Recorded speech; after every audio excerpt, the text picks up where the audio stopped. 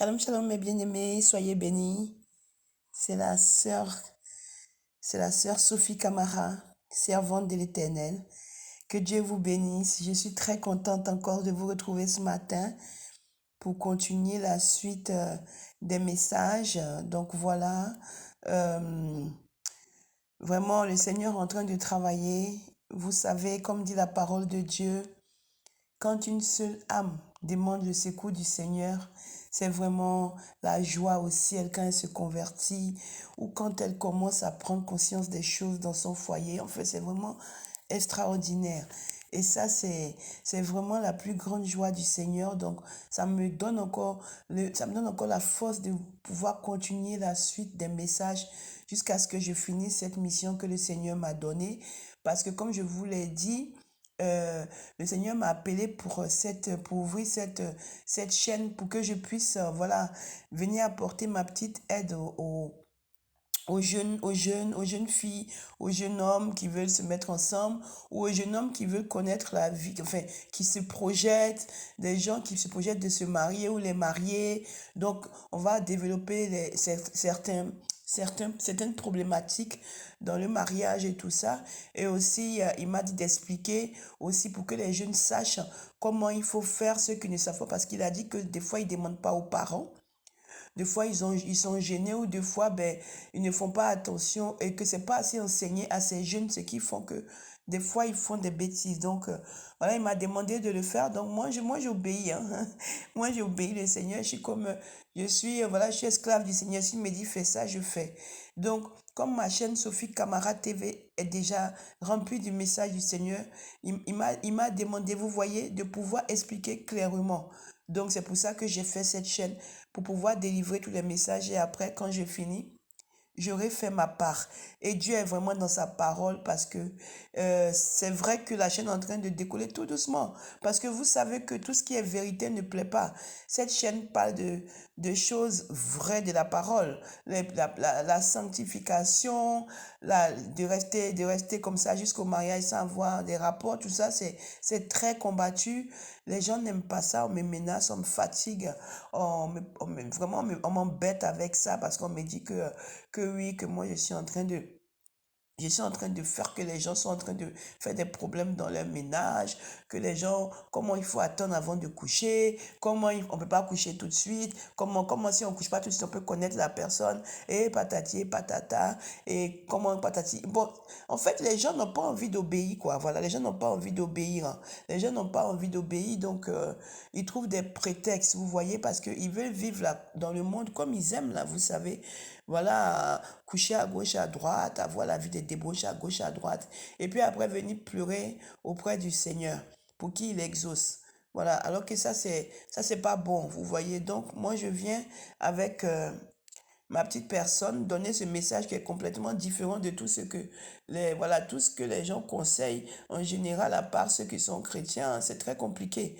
Donc j'essaie de faire ma part, même si j'arrive comme une ovni là pour dire ne couchez pas, restez mariés jusqu'au mariage et tout et tout et tout. Mais moi je fais le travail, voilà, je fais le travail.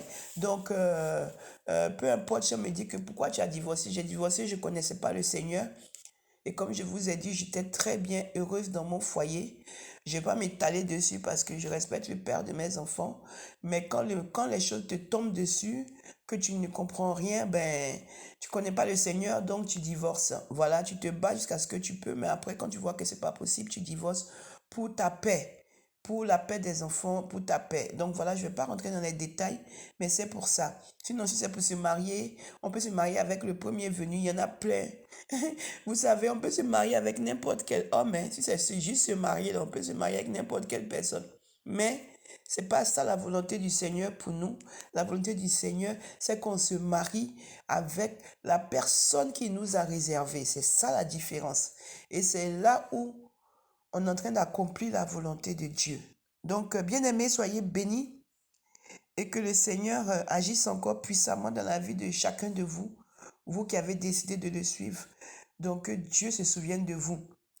S'il y a aussi un bien-aimé qui est là, qui découvre la chaîne, soit le bienvenu, soit la bienvenue, peu importe ta religion, peu importe ce que tu es, si Dieu t'a emmené sur cette chaîne, c'est peut-être parce qu'il veut toucher aussi ta vie.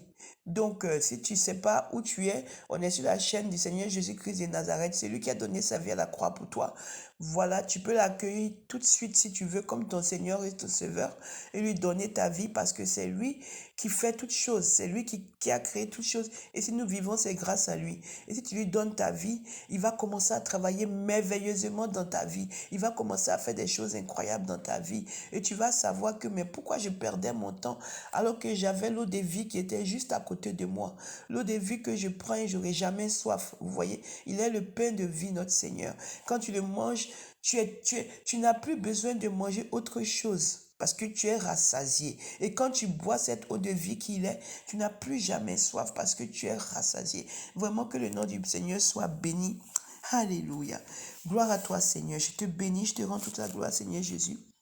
Me voici encore devant toi pour transmettre le message à tes enfants. Reçois toute la gloire, l'adoration complète et ma reconnaissance au nom puissant de Jésus. Saint-Esprit, prends le contrôle. Amen. Donc, bien-aimés, voilà, notre thème d'aujourd'hui, ça va être basé sur le verset de la parole d'Éphésiens 5, Éphésiens 5, versets 22 à 25, qui dit que, voilà, tous ceux qui dit Marie, Éphésiens 5, versets 22 à 25, qui parle de comment le mari doit se comporter avec sa femme et comment la femme doit se comporter avec son mari. Donc aujourd'hui, sur la base de la parole de Dieu, sur la base de la parole du Seigneur Jésus-Christ qui est Éphésiens 5, versets 22 à 25, qui dit que Marie, aimez vos femmes comme Christ vous a aimé, comme Christ vous aime, et femmes, aimez vos maris. Voilà, et soumettez-vous à lui. Nous allons parler maintenant de l'étape suivante après la dot. Donc après la dot, maintenant, ça va être très rapide. Maintenant, ça, c'est en fonction de ce que vous avez décidé. Voilà. Donc, si vous voulez faire un mariage civil, si vous voulez faire un mariage religieux, si vous voulez faire les deux en même temps, it's up to you. C'est comme vous voulez. C'est vous qui allez voir qu'est-ce que vous voulez faire. Donc, si jamais vous voulez faire le mariage civil, c'est bien parce que le mariage civil, ça vient donner, comment dire, ça vient certifier. Vous voyez, pour les hommes en fait, voilà, on reconnaît que tu es Madame Tant, que tu as épousé Monsieur Tant, et on reconnaît que Monsieur Tant a épousé cette femme, que maintenant il est marié, il n'est plus libre. C'est officiel en fait. C'est ça le mariage civil. C'est officiel devant les hommes. C'est officiel. Devant l'État, c'est officiel. Voilà, donc tu viens officiellement devant le monde, devant les hommes pour dire que tu as marié telle fille. Et elle aussi, elle vient dire devant les hommes aussi que j'ai marié tel monsieur. Donc je ne suis plus libre. Et toi aussi, tu viens dire que tu n'es plus libre. Donc vous deux, vous venez devant les hommes pour dire aux hommes que voilà, nous sommes ensemble, nous ne sommes plus libres, nous sommes unis, nous sommes maintenant un. Donc c'est monsieur et madame. C'est ça qu'on fait le mariage civil. Et aussi pour que ce soit facile administrativement au niveau des papiers et tout, parce que voilà, vous allez porter le même nom en général et tout, et tout, et tout. Donc c'est beaucoup plus facile. Et c'est une reconnaissance au niveau des hommes. Voilà. Et aussi dit pour fermer la bouche des papatos, là, fermer la bouche de ceux qui sont là, qui croient que les gens vont jamais se marier, ou qui croient que les gens, voilà, ils vont rester comme ça jusqu'à la fin de leur vie. Là. Les gens qui misent sur le célibat éternel des gens, c'est pour fermer leur bouche aussi, pour que vous montriez que, voilà, malgré vos malédictions, malgré vos choses que vous faites dans les secrets pour ne pas qu'on se marie, pour ne pas que je me marie, pour ne pas que je puisse avoir un mari ou une femme, voilà, Dieu est venu vous donner la honte et la confusion. C'est aussi un message pour les méchants qui sont tapis dans nos vies et qui sont toujours en train de prier pour que les enfants de Dieu restent seuls. Les enfants de Dieu soient seuls, soient toujours en train de partir de relation en relation, de relation en relation. Parce qu'ils ont sémé les célibats dans la vie des enfants de Dieu pour les faire vagabonder à gauche, à droite. Ça, c'est aussi une preuve et une victoire pour le Seigneur. Quand c'est dans la volonté de Dieu, quand le mariage vient de Dieu, c'est ce que je dis, quand le mariage est divin, c'est aussi pour fermer la bouche de tous ces méchants, tous ces gens qui ont bâti les trucs de malédiction sur vos vies, sur nos vies pour ne pas qu'il y ait mariage. Vous voyez? Le célibat n'est pas mauvais quand c'est un choix comme nous qui voulons être consacrés au Seigneur. Voilà, si on reste célibataire, bon, on a déjà été marié, on a connu tout, donc Voilà, on sait que si on se permet de se consacrer, on est consacré comme les prêtres, vous voyez, comme les sœurs qui décident réellement. Vous voyez, on veut être consacré, donc ça c'est un choix. C'est un choix. Mais c'est mieux de se marier parce que quand on se marie, toute personne est appelée à se marier.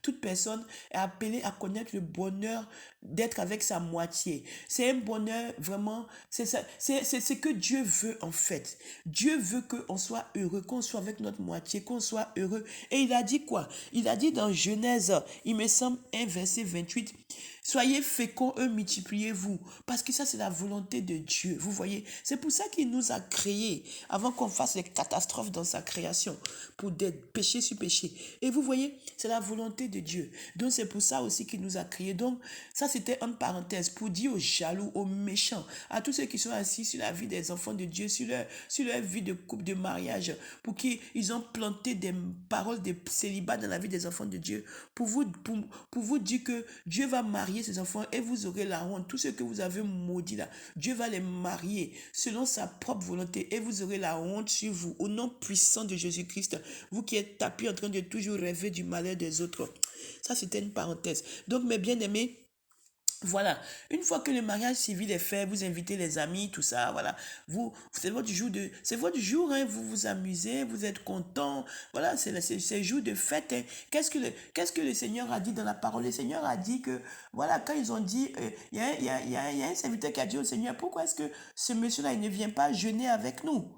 Et Dieu a dit quoi? Dieu a dit non, que pour le moment, il est dans son moment de noces, il est dans son moment de mariage. Donc, laissez-le fêter parce que c'est un jour glorieux, c'est un des moments de joie, de festivité, parce que c'est ce que j'ai établi dans la vie de chacun de mes enfants. Du bonheur. Du bonheur. Donc, c'est son moment de bonheur. Laissez-le être dans son bonheur. Et quand il aura fini son bonheur, il viendra nous rejoindre pour faire le jeûne. Donc, vous voyez, vous avez le droit, le jour de votre mariage, de faire la fête, de vous amuser. Il y a rien de mauvais dedans. Il n'y a rien de mauvais. C'est votre jour. Vous voyez? Et maintenant, quand vous faites aussi le mariage civil, si vous voulez aussi faire le mariage religieux, vous pouvez faire le mariage religieux. Mais le mariage religieux, il faut que celui qui va vous marier, le pasteur ou, voilà, le pasteur, l'homme de Dieu qui va vous marier, il faut que il soit d'abord qu'il ait pris les dispositions. C'est-à-dire que il faut qu'il vous ait questionné pour savoir si vous n'avez pas déjà eu des choses, des restitutions à faire. C'est très important, le Seigneur m'a dit. Est-ce qu'il n'y a pas de restitution à faire? Parce que là, vous venez encore dans le religieux. Est-ce qu'il n'y a pas de restitution à faire? Comme au moment de la dot. Est-ce qu'il n'y a pas de restitution à faire? Est-ce que tu n'as pas volé? Tu n'as pas emprunté? Tu n'as pas fait comme si? Est-ce que tu es dans la légalité? Est-ce qu'il y a plein de choses que l'homme de Dieu doit demander maintenant? Vous voyez, aux deux. Est-ce que tu n'es pas allé déjà faire quelque chose avec une sœur ou un frère? Bref, voilà, on demande tout ça parce que c'est devant maintenant le peuple de Dieu qu'on va le faire. Vous voyez, là on a fait la dot, ça c'était entre les parents et peut-être les pasteurs, les parents, tout ça. Maintenant, là le religieux, on vient maintenant devant le peuple de Dieu. Donc on doit auparavant, comme a dit le Seigneur, se garantir que on a pris en tant que nous responsables de la maison de Dieu. Vous voyez, où il vous a établi du temple de Dieu, ou parce que c'est très important, le Seigneur m'a dit, parce que le Seigneur a dit que on ne cherche pas à connaître la vie, on les marie comme ça, puis on les présente au peuple de Dieu. En tant dans le peuple de Dieu, il y a des gens qui connaissent les situations des gens qui se marient. Donc, faut qu'il y ait restitution. Faut qu'il y ait restitution parce que il y a condamnation quand les gens savent qu'il n'y a pas eu restitution. Si par exemple tu allais voler, que tu n'as pas restitué, tu viens te présenter et que l'homme de Dieu vous marie, alors que dans l'assemblée, les gens savent que tu as volé et tu n'as pas restitué, le mariage là, c'est pas bon. Vous voyez, le mariage, Dieu dit que c'est pas bon parce que dans l'assemblée, il y a déjà condamnation alors qu'on vient vous présenter à l'assemblée. Il y a déjà des gens qui sont en train de murmurer dans leur cœur parce que ce qu'ils disent est vrai. Vous voyez, il a dit que quand c'est des murmures, que c'est pas vrai, quand tu viens pour te présenter le couple à l'assemblée, qu'il n'y a pas de murmures, que c'est des murmures de jalousie, ok, c'est mauvais, mais c'est pas grave. Mais qu'il y a des murmures, que c'est vérifié, que c'est vrai, il y a problème. C'est pourquoi il m'a dit d'alerter tout ce qu'on fait comme mariage religieux, une fois que tu te présentes devant le peuple de Dieu, Dieu dit que la personne qui a la tête doit s'assurer que ceux qui présentent ne vont pas déjà être une condamnation pour lui, comme a dit le Seigneur.